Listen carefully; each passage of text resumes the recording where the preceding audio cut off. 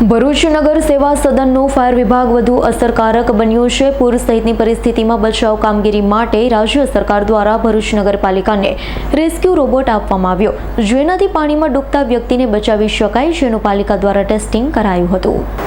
ભરૂચ નગર સેવા સદનનું ફાયર વિભાગ વધુ આધુનિક બન્યું છે। રાજ્ય સરકાર દ્વારા ફાયર વિભાગને રેસ્ક્યુ રોબોટ આપવામાં આવ્યો। નર્મદા નદીમાં આવતા પૂર સહિતની પરિસ્થિતિમાં રેસ્ક્યુ રોબોટ પ્રાણ રક્ષક થનાર છે।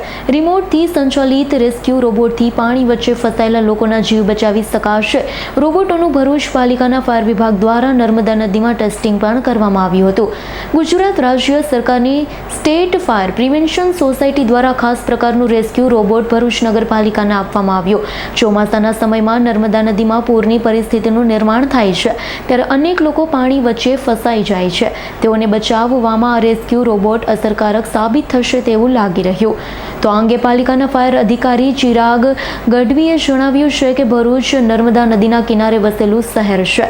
અનેક વખત પૂર સહિતની આપદાઓ આવતી હોય છે, ત્યારે સરકાર તરફથી આપવામાં આવેલા આ રેસ્ક્યુ રોબોટ ખરેખર લોકોના જીવ બચાવનાર બની રહેનાર છે।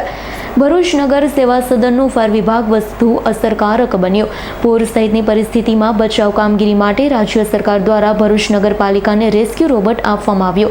પાણીમાં ડૂબતા વ્યક્તિને બચાવી શકાય, જેનું પાલિકા દ્વારા ટેસ્ટિંગ કરાયું હતું। ભરૂચ નગર સેવા સદનનું ફાયર વિભાગ વધુ આધુનિક બન્યું। રાજ્ય સરકાર દ્વારા ફાયર વિભાગને રેસ્ક્યુ રોબોટ આપવામાં આવ્યો છે।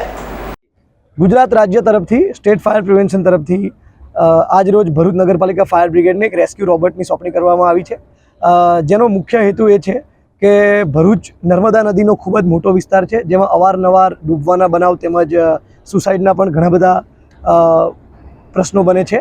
તેના સંદર્ભમાં રેસ્ક્યુ રોબોટની મદદથી જે પણ ડૂબતા વ્યક્તિ હશે તેની પાસે આસાનીથી અમે પહોંચી શકીશું। તે રોબોટ રિમોટની મદદથી ઓપરેટ થાય છે, ડૂબતા માણસ સુધી તાત્કાલિક પહોંચી જાય છે અને તેને રોબોટની મદદથી બચાવ કામગીરી અમારા માટે ખૂબ જ આસાન બનશે।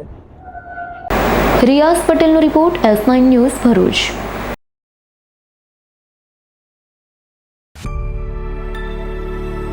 અમારી તમામ માહિતીથી અપડેટ રહેવા માટે જોડાયેલા રહો S9 ન્યૂઝ સાથે।